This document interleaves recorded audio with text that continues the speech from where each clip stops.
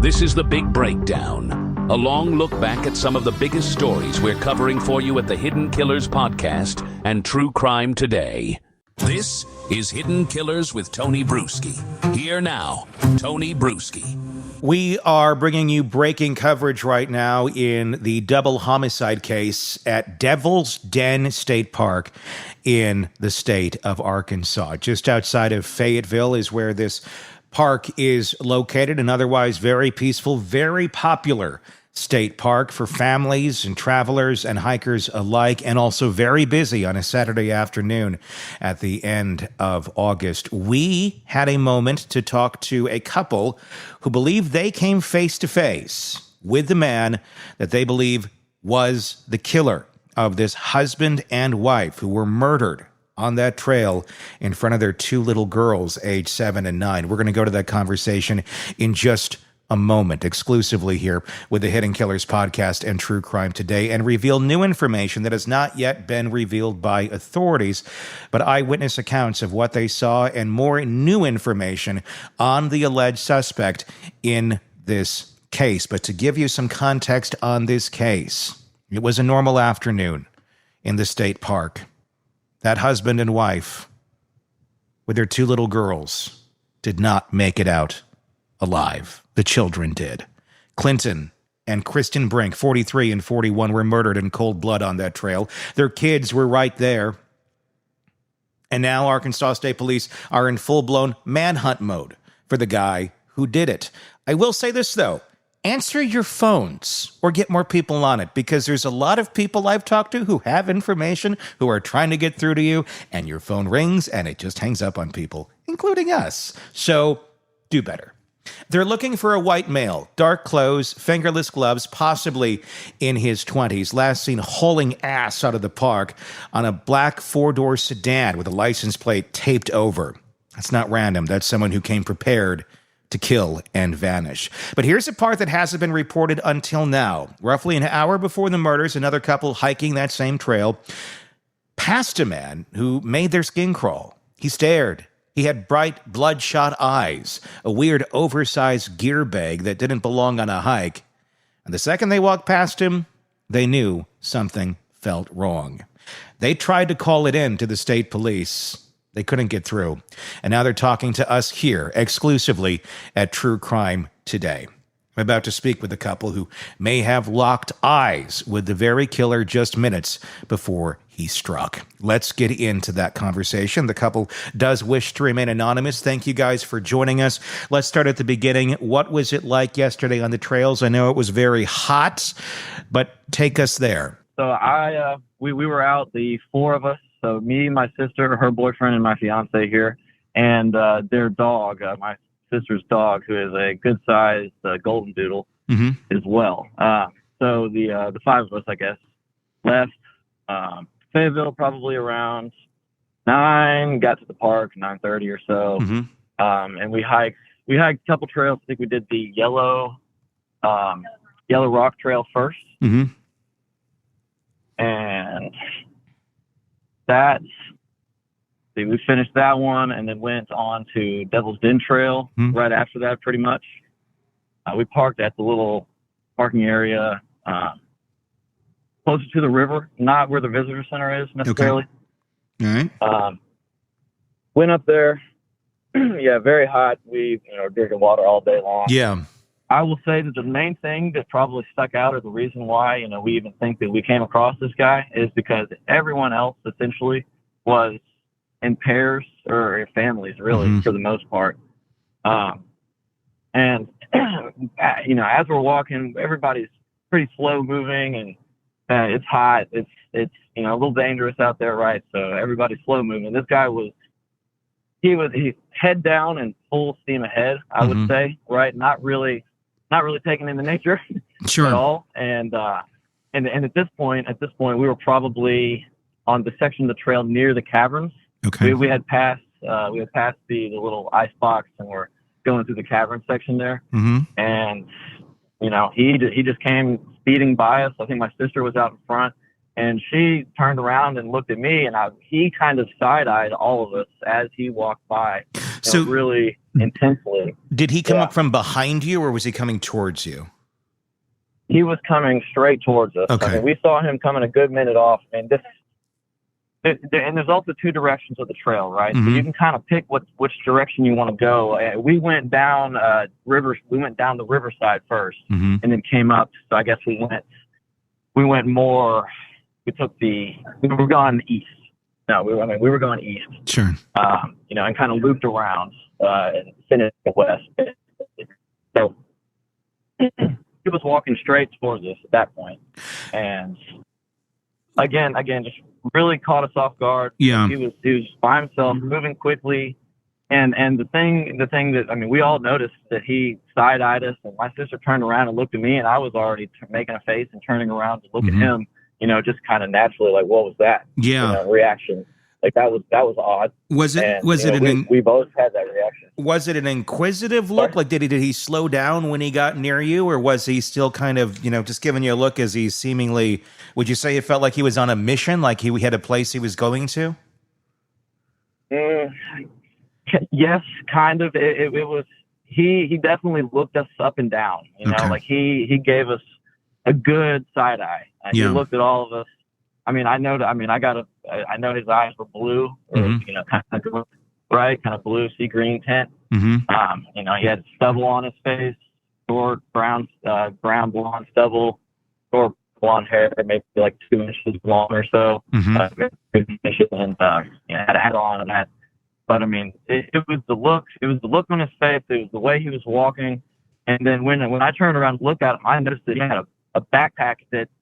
I've been sports all my life, all different types. This was not a backpack or like a sports bag that I would have recognized the particular type of sport. It was overly large as well for what you would carry while you're camping or hiking, for that matter. It wasn't right. It was kind of black mesh with, it was kind of half mesh, half vinyl plastic material. And I just never really seen one like that, and that caught my eye for sure. And I just think that was kind of one thing that I noticed and made me kind of turn around and look at him like, what is he doing? And my sister is a little bit more, I don't know, emotionally intuitive than I. And she was like, I did not like his energy or anything like that, and that was weird. She immediately turned around to tell me. Try to talk to me about what was that. So you had mentioned the facial features. You said some stubble. Did you say blonde hair or brown hair? It was like dirty blonde, kind of in between, right? Dark blonde, light brown. Was he wearing a hat at the time? Hair. He was wearing a hat. I would say that it was a dark hat, probably baseball cap style. I think I recall seeing one of those. It was like a leather patch on the front of it. I think it was something along those lines. I could see it was like a patch or something like that on the very front of the cap. How tall would you say the man was? He was around my height, maybe a little shorter. So I would go 6 foot to 5'10", somewhere in that range, most likely. Like, what kind of build are we talking about on this guy? He a little stocky. Not super thin, but definitely not fat. So kind of just average. A good stocky build. Okay. Yeah. I would consider myself quite a thin, tall guy, and he was much wider than me. Right? Did you know? Did he have anything? Like, did you notice a knife on his body or anything? I wonder if that was in the pack. What did you see? Did you see anything physically on him other than what he was wearing? I did not see anything in his hands. It looked like he was kind of grabbing the, like how you hold on to a backpack when you're walking. He was holding the sides, the straps, as he was walking by us. I did not see anything, if he had anything in his hands or not. But I tell you, it looked like he had something in his backpack. I mean, you could tell that there was weight in the bottom of the bag. It was just, it looked like it had weight in it. And I turned around to look at him. How busy were the trails yesterday? I mean, just for perspective here for folks, today we're at 105 degrees with the humidity. So yesterday was very similar. It's a very, very hot day out there. Was there a lot of people on the trail? There was. We were passing people every 5 to 10 minutes, easily. passing someone passing us going the other direction. You know, we were, like, again, you can go either way on the trail. So we were passing people are coming against the grain. Lots of families. That's the predominant thing, right? Is a bunch of parents, lots of kids, lots of couples. Obviously, you know, the four of us are a couple. Lots of dogs as well. I mean, a lot of dogs out on the trails in general. Which makes us very odd for this to take hot. For this to take place in the middle of a Saturday in a very busy trail on a very busy day. That's what makes it all the more odd. It seems that this would happen in a place like this. The odds of getting caught are fairly high. Obviously, they now know some information about him. Were you aware of anything that was amiss while you were out there? Did you find this out after you'd already left? No, we didn't find out until this morning. Actually, we were going to eat breakfast, and my fiance was looking on Facebook, and we saw just a repost of a post that the sheriff's department had made. You know, announcing that there was a double homicide at Devil's Den yesterday afternoon. We were like, what? Yeah. We left the park at 1:30 and it says that they were reported at 2:30. Yeah. I mean, it would have happened probably around the time. Go ahead. Sorry, I was just going to say, I think too, what was so intriguing was as soon as we saw that post, you know, I feel like I didn't notice the man as much. I had the dog strapped to me and was just trying to kind of focus on that, but all three of them said, "Do you remember that man?" And we had no idea a description of him yet. We had no idea what trail it was even on. So I think as we uncovered and found out more, it's like, oh man, this is definitely the person that we interacted with, and this is definitely the time frame where we were walking right past him as he went up to this couple. I mean, we interacted with multiple families as we were walking these trails. We interacted with families that had GoPros. Like on them walking around. And so we all looked back at all of our photos, at all of our videos to see if we could find anything. But it's so eerie to be so close to evil. Oh God. Yeah. You know? Yeah. I mean, I totally hear you. The next day, I'm sure you were very close to something very, very dark. My gosh. I mean, that's quite a thing to wake up to find out that sort of information the next day. Of all the people you saw on the trail when you heard that news this morning, when you saw that post, was that the first person that came to your mind versus all of the other folks that you saw on the trail that day?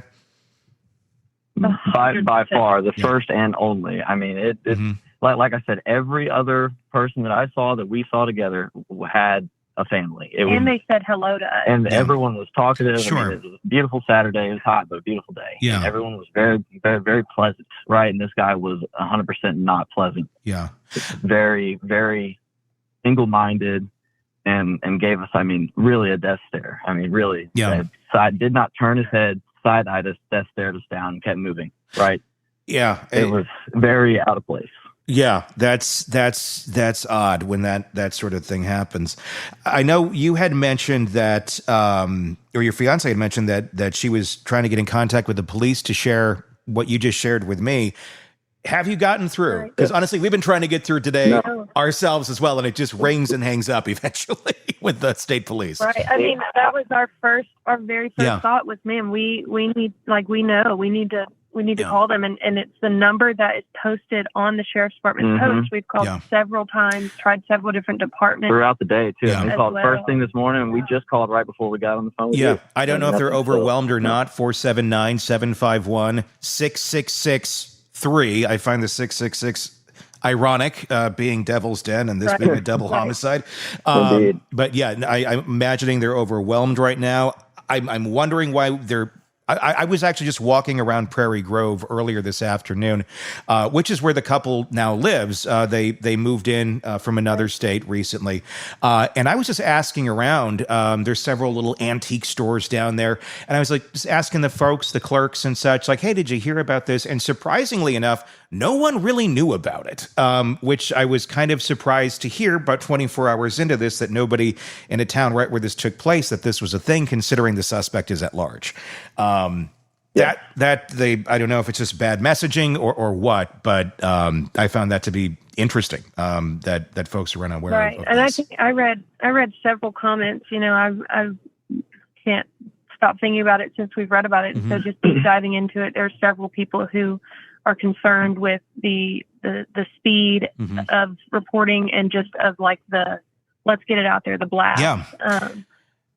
I've had to search for a lot of things and for a lot of information. And unfortunately, you know, with the suspect still at large, I don't think that is the best way to go about it, is to have to search for it. I agree. There needs to be more information out there. That's why we're jumping on it too right here, and we're going to just keep pushing it out there. Which is why we felt inclined. You know, we've been itching at this all day. Yeah. We were who we're going to talk to about this, because obviously, I mean, we believe 99% that we walked right in front of this guy. You know, right across his path.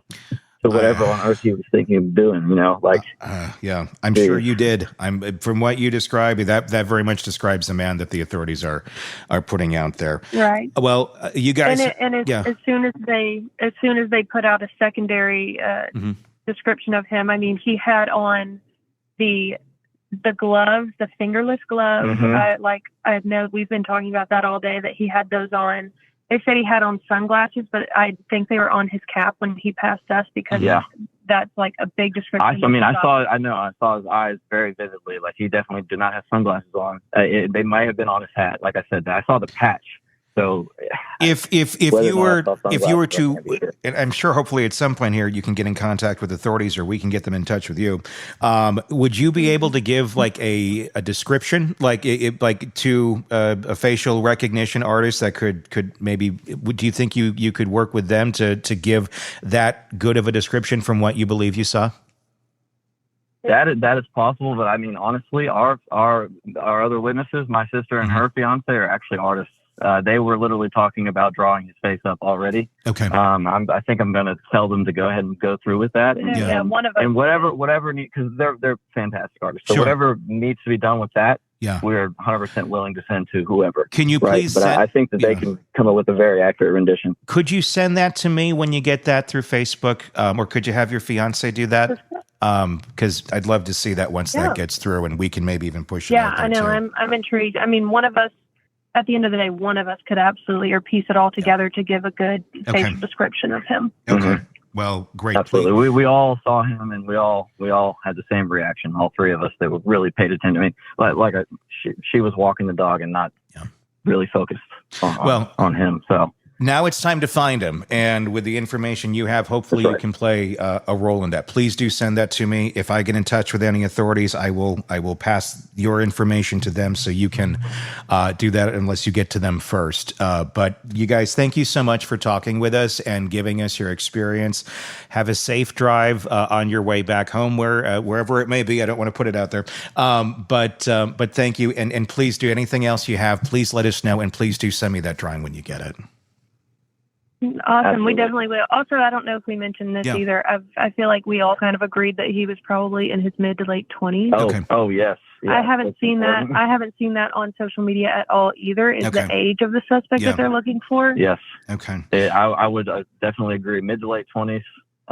And how odd was it, the fact that he was wearing, from what we understand, black clothing, for the black shirt, black pants, the gloves. That seems not like something you'd go hiking, even if you were like a experienced hiker. I don't think that's necessarily apparel to wear at 100-degree temperatures. Absolutely not, and especially for the for the time of day, extremely hot. Right. Everyone else, every single other person, including ourselves included, wearing athletic gear. I mean, they were very breathable. He was wearing full cotton clothing, and it was all black. Yes, absolutely. Very out of place, very odd. Everything about it. All right, guys. Well, thank you so much for reaching out and giving us that information today. Of course. Thank you so much. We'll be in touch. This is Hidden Killers with Tony Brueski. Here now, Tony Brueski. They found the kids running and screaming for help, and then they had stated their mother told them to run as far and fast as they can. And she said one of the girls said that they stopped running when they couldn't hear their mom screaming anymore. Shocking new details coming in as we learn more about the Devil's Den double homicide just outside of Fayetteville, Arkansas. My name is Tony Brueski. Thank you for joining us. We have sat down with a 911 Washington County dispatch operator who was there at the time that the calls started coming in on Saturday the 26th from Devil's Den State Park. This is someone who heard those initial pleas for help, those initial cries, and also was extremely close to the voices of the children who knew that their parents were being murdered just down the trail. What was a lovely Saturday afternoon, sunny, warm. It should have been a great day. Instead, it ended in tragedy. Let's begin with this interview. And my first question for the 911 dispatcher, take us back to that afternoon. How did this all begin in the dispatch center? What happened as the initial calls started coming in? Yeah, that day I worked 10 a.m. to 10 p.m. I had picked up coverage for someone who called in, so I'm normally not there until 2. Mm-hmm. And just before 2 o'clock, we start getting calls. I received a direct phone call from a young lady that worked there in the visitor center. And I had told her, oh, yeah, it sounds like we're already taking a call. And, when we hear of kids being lost or something like that, that's what we were first thinking, is that like they just maybe got separated from their parents. And then there was only 3 of us in the room at the time because it's not super busy on Saturdays. Sure. And the other 2 girls, they're taking their calls, and we all just kind of look at each other like, oh, no, this is going to be a big one. So I'd like you to kind of to give me some perspective here. What exactly took place that, from what we know, of how these children ended up, tell me what happened here between the parents not being with the children to the children getting into some safe custody. Walk me through that whole scenario. From what I understand, the children were found by another set of adults. I'm not sure how many, or if they were, a couple or whatever. Another dispatcher took that portion of the call, and they found the kids running and screaming for help. And then they had stated their mother told them to run as far and fast as they can. And she said she said one of the girls said that they stopped running when they couldn't hear their mom screaming anymore. That part still gets me. I have children as well. Sure. No, I do too. I'm the same age as the parents, and I have a daughter very close to the same age, and we've hiked in that same place. And I was just there not long ago with my family, and my kids are a little older, but I mean, I've had kids in my life my entire life, and it's just there's certain things that you have a soft spot for, no matter how seasoned we are in dispatch. It's just some things just kind of get you. And I mean, I've buried one of my own children, so I've lived a pretty hard life. So it takes a lot to get me choked up. And I remember, just kind of fast forwarding a bit, and I'll circle back, but I had to call state police because we just try to keep them informed with every detail we get. As soon as we started taking the call, we dispatch it out over our radios before we even have a form of BOLO. We just say, hey, we're taking a call. BOLO for this type of vehicle. All we know is it's a black vehicle. It's really not a lot to go on, but they may pay attention to one driving erratically that they wouldn't normally or something. Sure. And I want to get to the vehicle in a few moments, but I want to I want to talk. You keep me in line because I talk. Sure. No, I hear you. And there's so much that we want to get across. Let's go back to the mother saying, run as far and as fast as you can. There's been reports that the father was initially, these are unconfirmed, that the father was initially attacked. The mom got back to the car with the kids, and then she went back. Can you confirm or dispel any of that? I can't confirm that. It's not lining up with what I believe we were told in our initial call. As far as I know, other people found the kids running and crying, and they heard their mom specifically ask him, "Why are you doing this?" So that's what we were told. And those girls were speaking directly to the park ranger that was speaking to one of our most senior dispatchers. The child asking, why are you doing this? The children asking that to the perpetrator? No. Mom.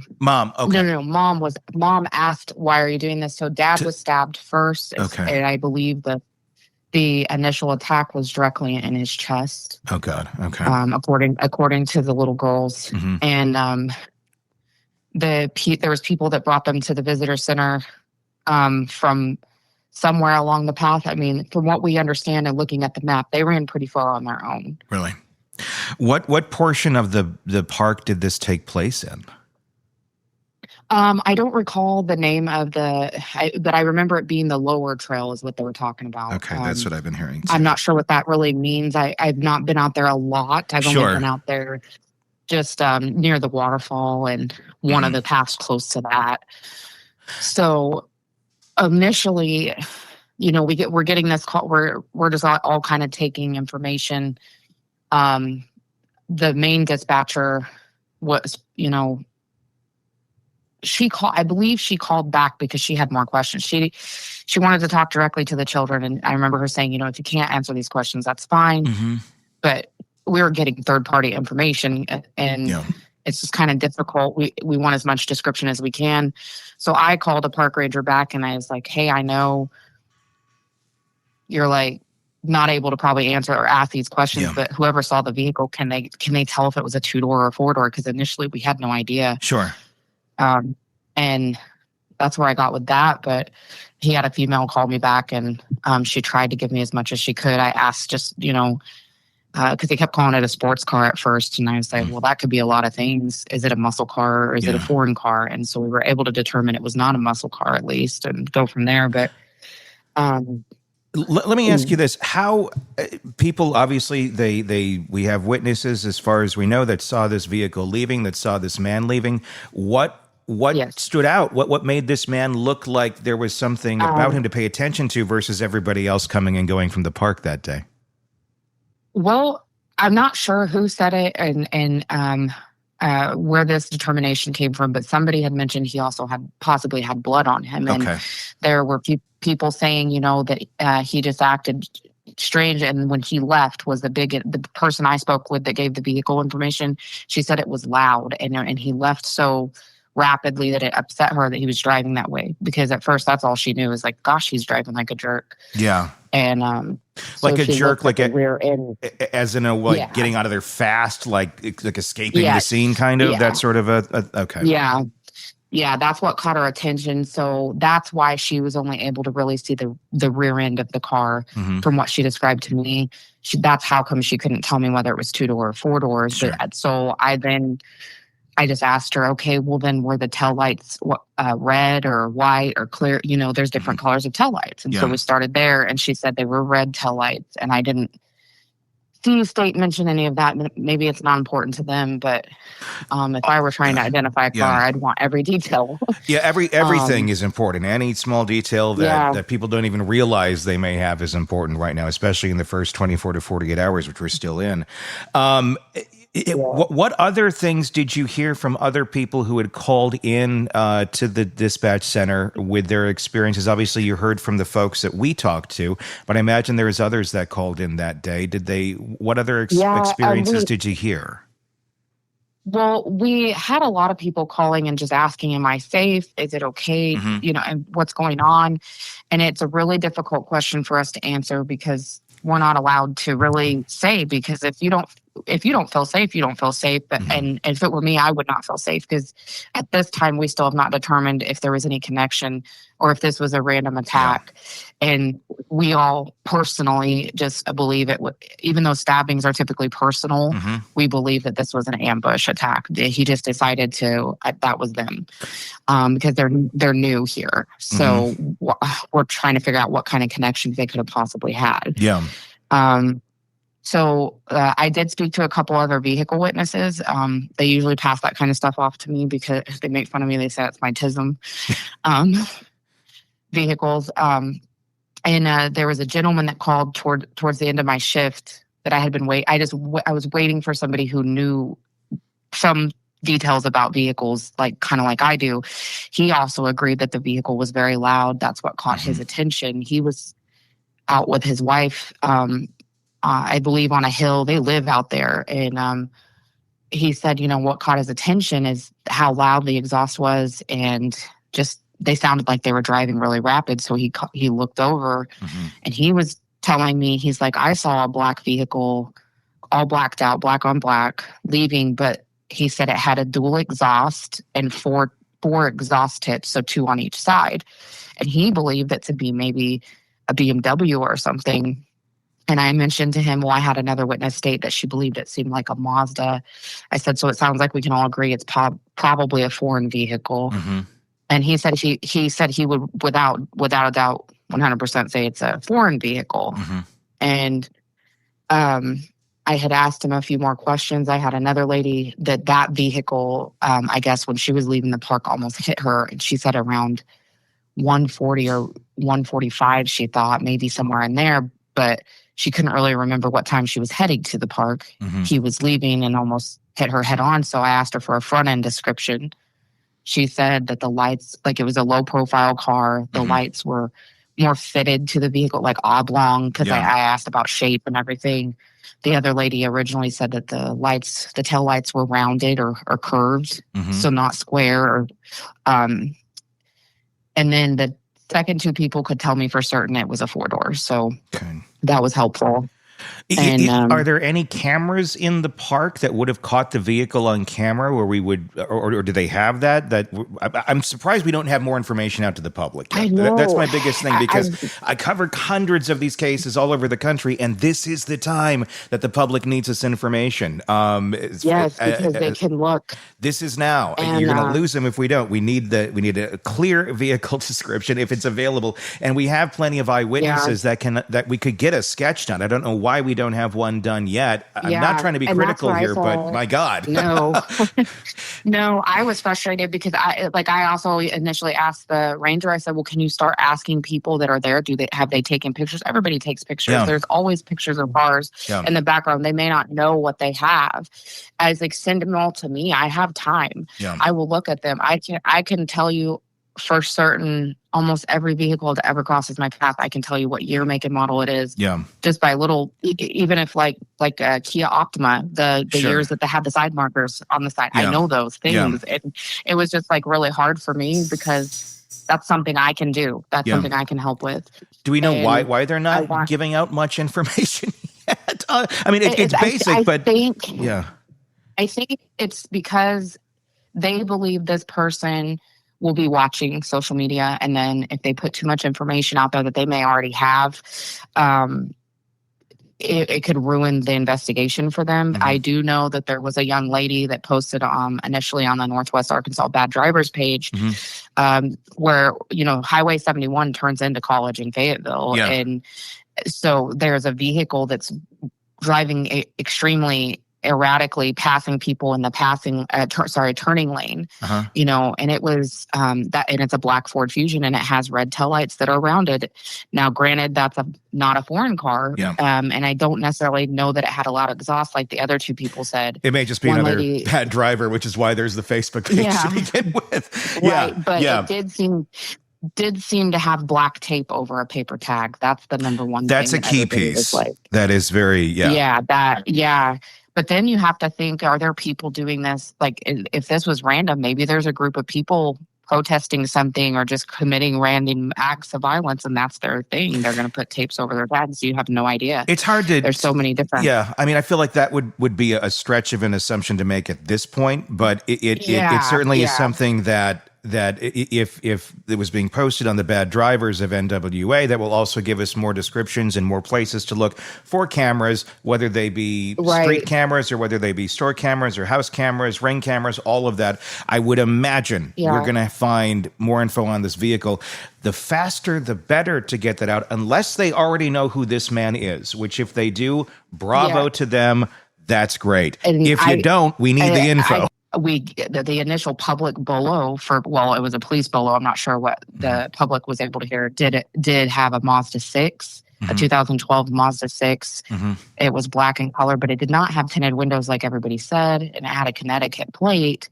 But that was later determined by one of our sergeants that, hey, that vehicle was here when the crime scene tape was like they were here as a couple going hiking. Like so that was not the vehicle. They showed up afterwards. Yeah, it couldn't be them. So they took that part out of the bolo and just said that it's a 4-door black, which is one of our most hated things. A white passenger car or a 4-door black car. Those are like two of the most common cars ever. Yeah. So that's where I came into play. It was like, I at least determined it wasn't a muscle car because they kept calling it a sports car. And a couple people thought maybe it was more fancier, nicer model car. So that's where I was like, okay, does it have any dents, stickers, scratches, paint damage? Anything you can think of that would help identify the car. And the ladies all said, no, it seemed very new, very clean. And one lady said it seemed more like a fancy Toyota. She's like, what's the upgraded model for a Toyota or a Honda? And I said, well, it's either Acura or Lexus. She said, I think it could have been an Acura. Yeah. And then the man I spoke with, when I was speaking to him, I thought I had two people say it sounded like a stick shift because they were the same people that said it had a loud exhaust. The first woman I spoke with. And I don't understand why they're not. I gave all that information to state, like, hey, two people have said this vehicle had a loud exhaust, and it sounded like a manual transmission. They don't make a lot of manual transmissions these days, so that makes me think it could be an Acura. Yeah, there are some Toyotas, and there's even Subarus that are stick shifts. So, like, we can narrow it down somewhat. Yeah, we can. I mean, it's the fog of war right now while all this is going on. I want to go back to the actual the stabbing itself. As you said earlier, from what you believe from the reporting you got from the kids speaking, that the father was stabbed first. Do we know? I'm not trying to be gory or anything, but how many times was this a multiple stab situation? Was this a quick? I mean, go ahead. Oh, yeah, I believe so, but I have not been told so. I just, from the sounds of the initial statements from the children, it sounds like they were possibly stabbed multiple times, but they saw dad get stabbed in the chest and mom told them to run, and they heard her ask, why are you doing this? And, they said they just ran until they couldn't hear their mom screaming anymore. Oh my God. And so the kids saw this happening is what we understand. Yes. They actually witnessed it. Yes, and they did call him a stranger. So to my knowledge, the kids do not know who he was. You never know what they might forget under trauma. But sure.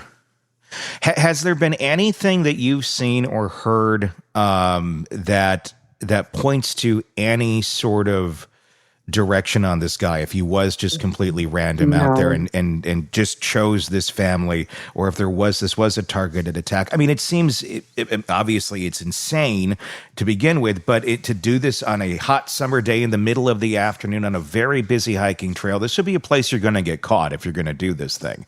That's why it doesn't make a lot of sense. Yeah. No, and then like everybody's saying, his clothing kind of stood out. People obviously noticed him, but you don't realize what you noticed until it's too late sometimes. Sure. I'm very glad that the other people saw his eyes, because you can tell a lot about a person about their eyes, and the fact that they said they were blue or green, that indicates that he's probably not Hispanic or Latino. I had one lady tell me he kind of had a tan, and I just not lining up with everybody else. In Arkansas in summer, that could be almost anyone. I mean, yeah. And one thing that me and another dispatcher discussed is we were initially told he was possibly wearing a black tank top. So we're trying to figure out where the long sleeves came into play. Yeah. I'm assuming more credible witnesses that know he for sure had long sleeves. So, or maybe at one point he had the tank top on and then he put the long sleeve back on, or, I don't know. Or vice versa. I mean, Did it come off? Was he looking different, I wonder, before the stabbing and after the stabbing? Like, did he take something off that maybe had blood stains or something of that nature? Yeah. And see, somebody did mention that he possibly looked like he had blood on him. And I just don't know if that was creditable or not. His gloves were... he had on black gloves that were allegedly fingerless, so that still stands true as far as I know from everyone. And that's just odd to wear that when you're not riding a bicycle out there. So the whole thing. Yeah, I have a friend that owns the car wash in West Fork, and he has cameras. And I said, you know what? And we also immediately had Greenland and West Fork PD. I was working that radio. It's called Small Towns, and there's 11 different agencies. As soon as I heard this was going on, I had them check Brentwood Rest area because somebody could go there to clean up. Sure, it's easy river access too. So I had them go there. They checked all of their city and county limits. We kind of all band together. And then I reached out to my friend that owns the car wash in West Fork and asked him to check his cameras for anyone dumping stuff in the trash can and just looking suspicious, black or dark colored vehicle. And so he's going to do that, but I haven't been able to run that. As of right now, as we're talking, has there been any leads on finding this vehicle at all? Not that I'm aware of. Okay. And I'm pretty good friends with the director of state police's dispatch. I'm pretty good friends with True Bell's director of dispatch, and she promised she would reach out to me if there was any updates. She was off duty as well, but she. So as far as I know, best of my knowledge is what's out there is as much as we've got. And they intend on updating the public as soon as they know a direction to go. Sure. But sometimes I guess it's best until you have all the pieces that it's best to keep the ones that you have in your pocket is how I guess they're going about it. Yeah. Washington County initially went out there, and then it got turned over to state police because it is a state park. I know the FBI has offered assistance. It's now up to the state to take that assistance. Do you know if they've accepted it yet? I don't know if they've accepted, but I know that they wouldn't turn it down. Okay. I don't think at this point they would turn anybody's help down, especially an organization like the FBI. I wouldn't even put it past them to accept the U.S. Marshals as well. As soon as we have an identification is probably when U.S. Marshals will get involved, if I had to guess. That's just how things have gone in the past. Sure. I'm hoping anybody and everybody. I mean, we've definitely doubled police presence, and I know state police is known to bring in other troops. So like here we have Troop L that does Benton County and Washington County and so on. And then we'll have Troop H. We had when we send out a bolo and dispatch, it goes to all of NWA area. So it goes to the state of Arkansas, basically, for the most part. Like we'll send out a bolo. So we send out a terminal message via ACIC immediately to any agency. And we at first just thought at that time they were just wounded stabbing victims. We hadn't made contact with their bodies. So when we first sent that out, so then when we handed it over to state police, it's up to them to send out the homicide bolo. And they did. Yeah. So, but I remember as soon as I heard they were deceased, I gave that out. I said, this will be upgraded to a homicide bolo. And so we consider him armed and dangerous. Obviously, we don't know any further. Use the knife, in my opinion, to avoid the sound of a gun, because that's going to alert everybody. Want more on this case and others? Then press subscribe now and don't miss a moment of true crime coverage from Tony Brueski and the Hidden Killers podcast.